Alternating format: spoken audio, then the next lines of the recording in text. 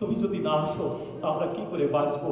মা যশোদার হৃদয় তো তৃপ্তি হয়ে গিয়েছে, কিন্তু আমাদের হৃদয় তো অতৃপ্ত রয়ে গিয়েছে। আমাদের হৃদয় কবে তৃপ্তি হবে? আমাদের তো শুকিয়ে যাচ্ছে। তোমার বিরহ অনলে আমাদের ভিতরে যে ভালোবাসা তাও শুকিয়ে কঠিন হয়ে যাচ্ছে। তুমি তাড়াতাড়ি এসো। তাই সকলের যে আহ্বান, সেই আহ্বান আর আমার গোপালের মান পাচ্ছে না। তাই তিনি যাওয়ার জন্য ব্যতিব্যস্ত হয়েছে, সাজিয়ে দিয়েছে। মা খুব সুন্দর করে সাজিয়েছে। নন্দ বাবাও রাজি হয়েছে, মা যশোদাও রাজি হয়েছে।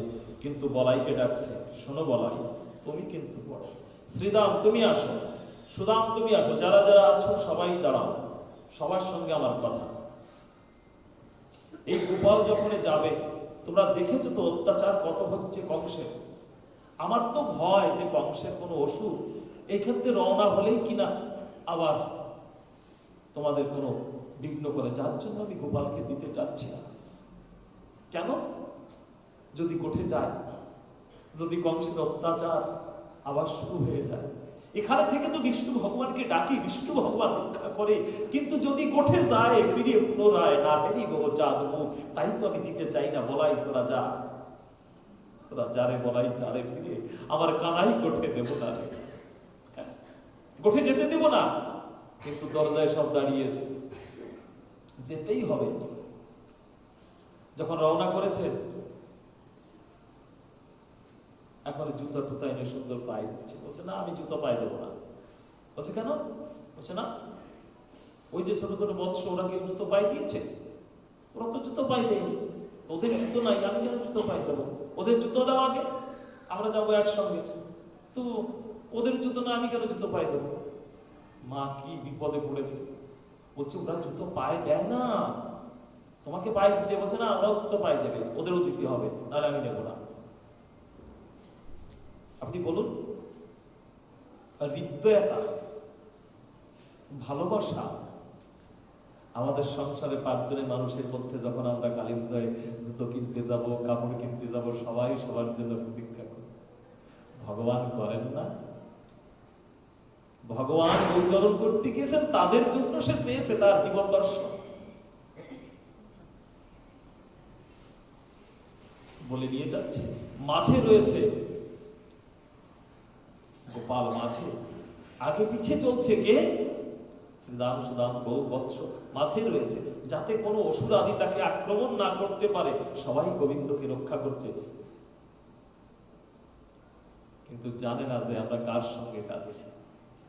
অনন্ত ব্রহ্মাণ্ডের সকল যিনি বিপদ হরণ করে, তার কি বিপদ ঘটতে পারে? হ্যাঁ, ঠাকুর নীলকান্ত গোস্বামী ওই সত্যনাথ ভাব সংহিতার শেষে কিছু পদ আছে, যার নামে সব বিপদ হলে তার কি বিপদ ঘটতে পারে? জমাসুরে ভজে যাহার পায় নেই। জম অসুর যার ভজনা করে, যার তপস্যা করে, তার জীবনে কিসের বিপদ হয়? তার তো কোনো বিপদই নাই। যার কোনো বিপদ নাই, তার কিসের বিপদ? কিন্তু মা তো বোঝে না। মায়ের মন তো স্নেহেতে বুদ্ধি রয়েছে, তাই তো সে ভগবান কিছুই ভাবেননি, ভাবছে আমার পুত্রের যেন বিপদ না। ছত্র এনে দিয়েছে, বলছে না, ছত্র নেব না। ওরা রৌদ্রে রৌদ্রে যাবে, আর আমি ছাতি মাথায় দিয়ে পিছনে ঘুরবো না, আমি ছত্র চাই না। আমার গোবিন্দ তিনি ছত্র ধারণ করেন। গৌমাতার সঙ্গে যখন গিয়েছেন, সকলের সঙ্গে যখন গিয়েছেন, সকলে যেমন পেয়েছেন তেমনি আদর্শ তিনি দেখিয়ে গিয়েছেন। আমরা গোবিন্দের আদর্শ যদি একটা একটা করে দেখতে যাই, চলুন না দ্বারকায় গিয়ে সেখানে আদর্শ। সখা গিয়েছে, সখার মর্যাদা কেমন করে রেখেছে। বৃন্দাবনে যখন গৌচারণ করতে গিয়েছেন, নন্দ বাবা যখন ভ্রমণ করেছে, কি করবে? গোপাল পায়ে দিচ্ছে না, নন্দ বাবা জুতো হাতে করে নিয়ে ঘুরছে। শিশু গোপাল যদি জুতো পায়ে না দেয়, তার নন্দ বাবা কি পায়ে দিতে? বলছে বাবা তুমি পায়ে দাও। বলছে না বাবা, তুই পায়ে দিবি না, আমি কি করে পায়ে দেব? তো জুতো হাতে করে নিয়ে বলছে দাও আমার কাছে। গোপাল পিতার পা দুখা মস্তকে করে নিয়ে ভ্রমণ করছে। নন্দ বাবার পা দুখা, হায় হায় রে, যার চরণ দর্শনের জন্য যুগ যুগ বসে তপস্যা করছে যোগী গন্ধর্ব কিন্নর যারা কত যুগ কাটিয়ে দিচ্ছে চরণ দর্শন করার জন্য, আর তিনি আজ নন্দ বাবার পাদুকা মস্তকে করে নিয়ে যাচ্ছে। না জানি কি পুণ্য করে জগতে এসেছে, কি সাধনায় ভগবানকে তারা বেঁধে নিয়েছে। অকৈতব কৃষ্ণ প্রেম যেন জন্ম নদে নৃলোকে সে প্রেম না হয়, হচ্ছে অকৈতব। এই প্রেম, এই শ্রদ্ধা কোথায়? তো ভগবান নিজে আচরণ করে শিখিয়েছেন, তাই তো মঙ্গল আচরণ। তিনি নিজে আচরণ করেছেন, অপরকে শিক্ষা দিয়েছেন, তোমরা এমনি আচরণ করো, তোমাদের গৃহ শান্তি ভূমি হয়ে যাবে, দুঃখ ক্লেশ বেদনা যন্ত্রণা কোনো কিছু তোমাদের কাছে থাকবে না, তোমরাও আচরণ করো। এর জন্য তো বলছে যে ঐশ্বর্য মণ্ডিত যে রূপ, সে রূপ আমি চাই না। বাল রূপে তুমি যে রূপ নিয়ে ব্রজে এসেছিলে, আমি সেই রূপকে দর্শন করতে পারি। তাই বলছে পরম লক্ষ্মীপতি নারায়ণ দ্বারকাধীশ রুক্মিণীপতি শ্রীকৃষ্ণের প্রসাদ তাহাদিগের মন হরণ করিতে পারে না। হ্যাঁ, কি এসবে তাদের মন ভুলবে না। যদিও শ্রীনাথে ও শ্রীকৃষ্ণের সর্বত সিদ্ধান্তগত কোনো ভেদ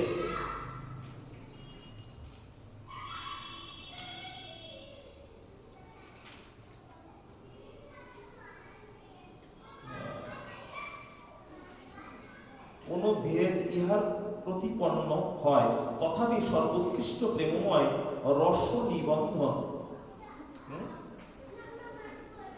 কৃষ্ণ রূপে উৎকর্ষ লক্ষ্মীপতি হয়, কারণ উক্ত প্রেমময় রস স্বভাব শ্রীকৃষ্ণ রূপকেই উৎকৃষ্ট স্বরূপ প্রদর্শন করেন। শাস্ত্রের শুনিতে পাওয়া যায় যে বর্ণাশ্রম নির্বিশেষে মানুষ মাত্রেরই ভক্তিতে অধিকার আছে। শ্রী বশিষ্ঠদেব মাকস্নানের সকলের অধিকার আছে এই কথা রাজাকে বলিতে গিয়া হরিভক্তির উদাহরণ দিয়েছে। তাৎপর্য এই যে পূর্বে যে সকল উদাহরণ দেওয়া হয়েছে তাহাতে ভক্তি মুক্তি স্পৃহা শূন্য শ্রদ্ধাবান জন মাত্রই শুদ্ধ ভক্তির অধিকার। ভক্তিতে অধিকার বিষয়ে ব্রাহ্মণ বর্ণাদি সন্ন্যাসীদের আশ্রমে ভেদ নাই। শ্রী বশিষ্ঠদেব এই কথাই বলিয়াছেন। বশিষ্ঠদেব বলিলেন, হে নৃপ, যেমন হরি ভক্তিতে সকলে অর্থাৎ মনুষ্য মাত্রই অধিকার, সেইরূপ মাঘ স্নানে অর্থাৎ মাঘ মাসে প্রাত স্নানেও সকলের অধিকার আছে। সেই রাজ্যের অন্তঃ কুলোদ্ভব ব্যক্তিগণ বৈষ্ণবী দীক্ষা প্রাপ্ত হইয়া শঙ্খ চক্র চিহ্ন ধারণ করত যাজ্ঞিকের ন্যায় শোভা পাইতেছে। ভক্তিতে অধিকারী ব্যক্তিগণ ভক্তঙ্গ সকলের অনুষ্ঠানও না করিলেও তাহাদের দোষ নাই।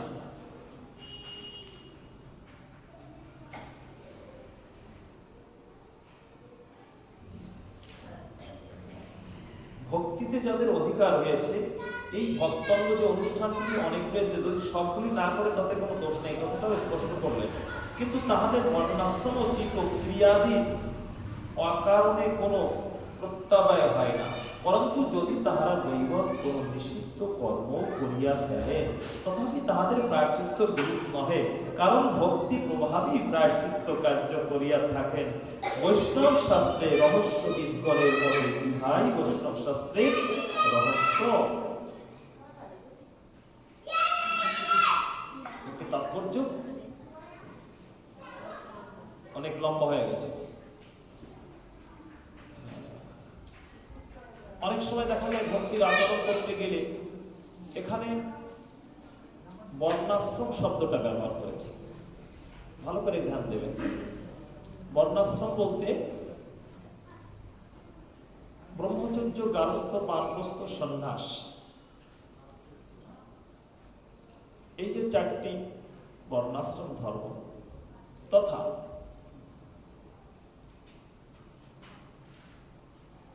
ব্রাহ্মণ, ক্ষত্রিয়, বৈশ্য এবং শূদ্র চার জাতি ধর্ম, একটি বর্ণাশ্রম ধর্ম, একটি জাতি ধর্ম। এই চারটি জাতির ধর্ম এবং চারটি বর্ণ ধর্ম, এই চারটি ধর্মের মধ্যে যদি কেউ ভক্তিকে আশ্রয় করে, ভক্তি মার্গকে আশ্রয় করে চলতে থাকে, আর তাতে যদি তার জাতি ধর্ম এবং বর্ণাশ্রম ধর্মের কোনো অপরাধ হয়, হ্যাঁ, যে আমি ব্রাহ্মণ, সে ব্রাহ্মণের কর্ম করিনি হয়তো ভক্তিতে, নিত্য ক্রিয়া করতে হবে, কিন্তু হরি ভক্তিতে ভজন করতে করতে তার নিত্য ক্রিয়ার কথা মনে নাই, হরিনাম করতে করতে কিনা সংকীর্তন করতে করতে তার নিত্য ক্রিয়া ছুটে গেছে, হরিনামে এমন ভাবে ডুবে গেছে তার নিত্য ক্রিয়াই ছুটে গেছে, কিন্তু তার কোনো অপরাধ নাই।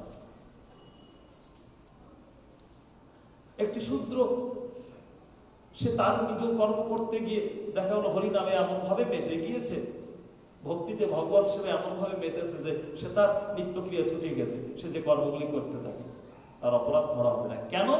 বলছে ভক্তির প্রভাবে সেই অপরাধ তার হরণ হয়ে যায়। জাতি ধর্ম এবং বর্ণাশ্রম ধর্ম। তাহলে কৃষ্ণ ভক্তির যে প্রভাব, কৃষ্ণ নামের যে প্রভাব, সেটা এখানে স্পষ্টকৃত হয়েছে। আমরা যদি নামকে আশ্রয় করি আর ভক্তিকে আশ্রয় করি, তাহলে আমাদের মধ্যে যে দুষ্প্রভাব রয়েছে, জাতি প্রভাব রয়েছে, কুল প্রভাব রয়েছে, জ্ঞানের প্রভাব রয়েছে, যত প্রভাব, সব প্রভাব আস্তে আস্তে প্রশমিত হয়ে যাবে। কেন? এই ভক্তিতে সকলকে সৌম্য করে দেবে, শান্ত করে দেবে। কিন্তু যদি আমরা তাকে আশ্রয় না করি, তাহলে কি করে হবে? এই জন্য আগে আমাদের ভক্তিকে আশ্রয় করতে হবে।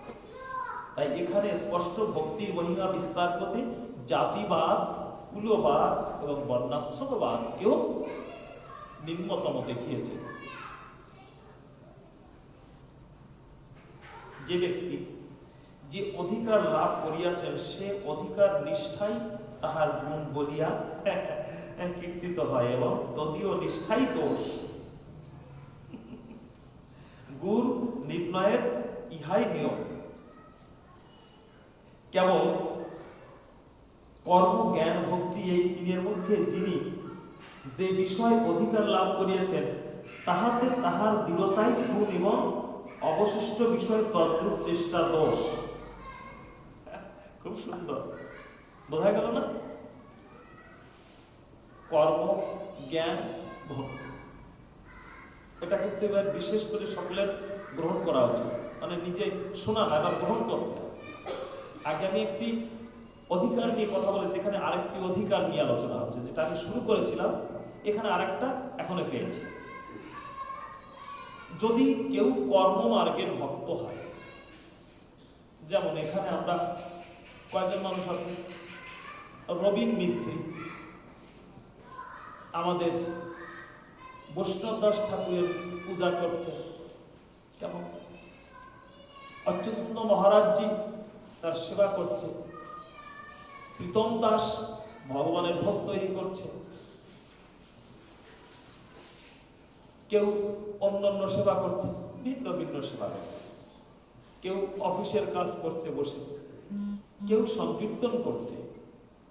ভালো, একটি কর্ম মার্গ, একটি জ্ঞান মার্গ। অফিসের কাজ করছে জ্ঞান মার্গ, হ্যাঁ, রন্ধন আদি করছে কর্ম মার্গ, বৈষ্ণব দাস ভক্তি মার্গে সে সেবা করছে। এই তিনটি মার্গ, একটি কর্ম, একটি জ্ঞান, একটি ভক্তি।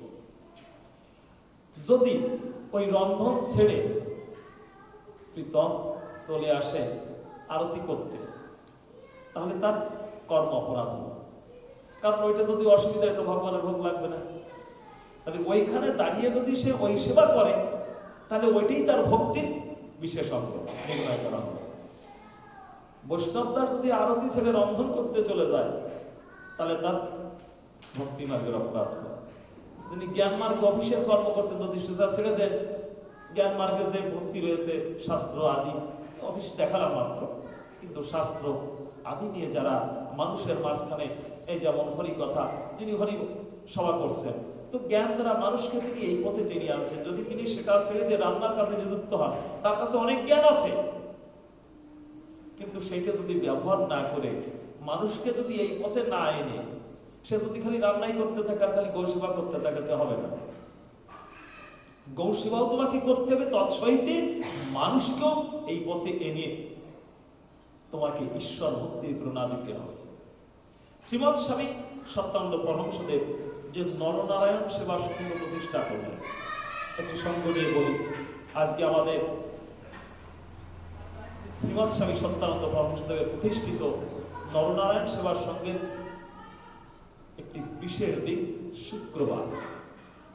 ভারতবর্ষে যেখানে যেখানে সাধুগণ দ্বারা এই সংঘ প্রতিষ্ঠিত হয়েছে, সর্বত্র আজকে শুকসভা হচ্ছে।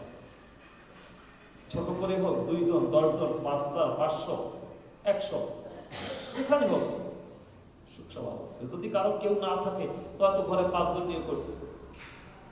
আমি আমার গুরুদেবের সাথে যখন দিল্লি এসেছি, কমলা দাস নামে আমার এক গুরু ছিল, অনেক বয়স্ক। তো তিনি প্রত্যেক শুক্রবারে শুকসভা করতেন। পাশে 2-3 জন মায়েরা আর উনি 4-5 জন ঘরে বসতেন, শুকসভা করতেন। পাশে অন্য জায়গায় শুকসভা উনি প্রত্যেক শুক্রবারে করবেন। তো একদিন বললেন, গুরুদেব বলেছেন শুকসভা করতে, তো প্রত্যেক শুক্রবারেই করেই তো ভালো। আর আমি বৃদ্ধ মানুষ, কোথাও যেতে পারিনি, এখানে করি। আশেপাশে 2-1 মায়েদের ডেকে নিই, ওরা সবাই আসে, এখানে ফল নিয়ে আসে, এক জায়গায় করি। ওরা বলছে না, এখানে হলেই ভালো, এখানে গুরুদেব আসেন, তো আমরা সবাই এখানে আসবো, এখানে বসেই হরিনাম করব। সেই শুকসভা এখনো সর্বত্র হচ্ছে। আজকের দিনে আমরা যে ভক্তির অঙ্গকে আশ্রয় করেছি, তিনি সর্বত্র প্রতিষ্ঠা করলেন নরনারায়ণ সেবা সংঘ। নর নারায়ণ, এই সেবা শব্দটা কি? সেবা মানে শুধু খেতে দেওয়া? যদি খেতে দেওয়া হতো তাহলে তো শুধু অল্প সেবাই করলে হয়ে যেত, কিন্তু মূল তাৎপর্য তার ছিল না। সেটা মূল তাৎপর্য কি? প্রত্যেক নরের মধ্যে নারায়ণ আছে।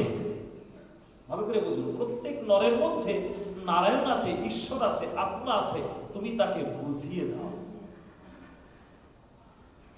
সে যেন বুঝতে পারে যে আমি একা মানুষ না, আমার সামনে একজন মানুষ দাঁড়িয়ে আছে। আমার মধ্যে শুধু ঈশ্বর আছে এটা নয়, তোমার মধ্যে ঈশ্বর আছে। তোমার মধ্যে যে ঈশ্বর আছে এই জ্ঞানটা তুমি তাকে দাও। তো তোমার কাছে এই জ্ঞান থাকতে তুমি যদি সেটা না দিয়ে একা বসে জব করতে থাকো, বসে 2 ঘন্টা 4 ঘন্টা জব করলে, এবং তোমার জ্ঞান থাকতে যদি সেই জ্ঞান তুমি মানুষকে না দাও, তাহলে তুমি ধর্মচ্যুত হবে। কেমন? তুমি ভালো রান্না করতে পারো, তুমি সদাচার গ্রহণ করেছো, তারপরে তুমি যদি বলো না আমি ওসব জানি টানি না, ঠাকুরকে তুমি রন্ধন করে সেবা করতো, তাহলে তোমার সেবা অপরাধ হলো, কর্ম অপরাধ হলো। এই জন্য এখানে কর্ম, জ্ঞান, ভক্তি 3টি মার্গের মধ্যে যে যেটাকে নিয়ে চলেছে, যার যেটা সেবা, সে যদি সেখানে থেকে সেবা করে তার সেটাই ঠিক। যেমন রবির কর্ম করছে মিস্ত্রি, দেখো তার টাইম এসে যে কাজ করছে ঠাকুরের কর্ম, আবার ওই সময় অবসরে এসে আবার হরি কথা শুনছে। গোবর আছে বেঁচে তো হারি মিলে দুটো কাজ, ওদিকে কাজ হচ্ছে, হরি কথা শ্রবণ করছে, ভগবান প্রসাদও পাচ্ছে। আসুন, আমাদের সময় সাপেক্ষ, আর অল্প একটু সময় এগিয়ে চলি। অধিকার লাভ করিয়েছেন তাহাই দৃঢ়তাই গুণ। হ্যাঁ, মানে কর্মে যার যেটা অধিকার রয়েছে সেইটি তার দৃঢ়তাই হচ্ছে তার গুণ, এবং অবশিষ্ট বিষয়ে তদ্রূপ চেষ্টা দোষ।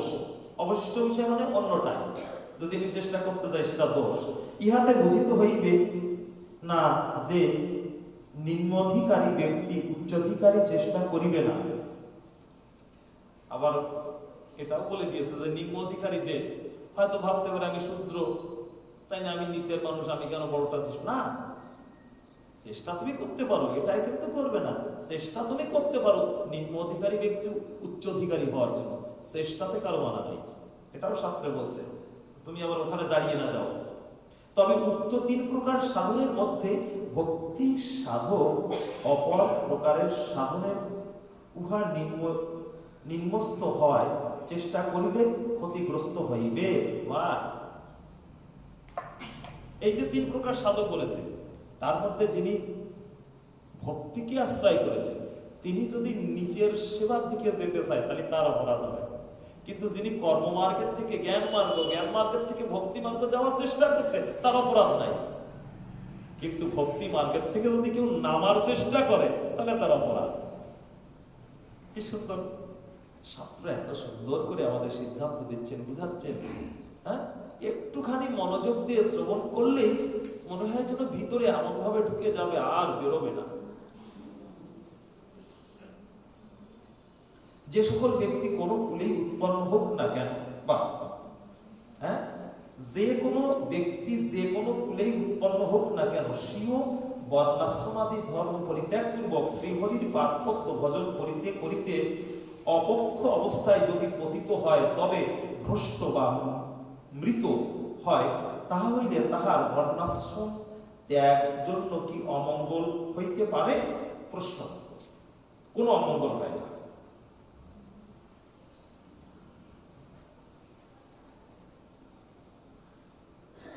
চার জাতির কথা বলেছে।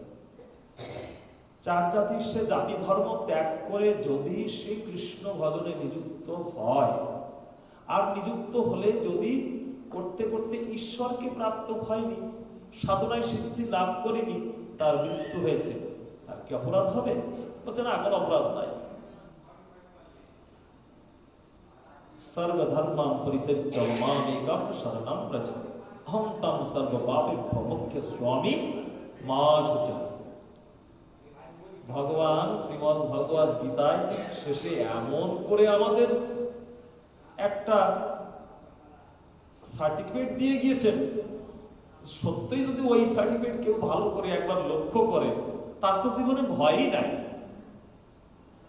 একদম ভগবান বলেছেন সর্বধর্মাম পরিত্যজ্য, তুমি আমার জন্য সবকিছু, জাতি ধর্ম কুল ধর্ম যত প্রকার ধর্ম আছে তোমার, তুমি সব ত্যাগ করতে পারো আমার জন্য। আর ওই ত্যাগের যে অপরাধ, সে অপরাধ তো তোমাকে স্পর্শ করবে না। ওই ত্যাগের অপরাধ তোমাকে স্পর্শ করবে না। কেন? কারণ তুমি আমাকে ভজন করছো। কিন্তু যদি তুমি আমাকে ভজন না করে তুমি বর্ণ ধর্ম জাতি ধর্ম নিয়ে চলতে থাকো, ওর মধ্যে যে সবগুলি অপরাধ হবে, যে অপরাধ তোমাকে গ্রহণ করতে হবে। কারণ ওখানে তোমার নিজের মাতবরি আছে, আর আমার কাছে আসলে তোমার নিজের মাতবরি নাই। ঠাকুর একদিন নীলকান্ত গোস্বামী একটি গল্প বলছেন, মশাই শোনো। এই সমর্পণ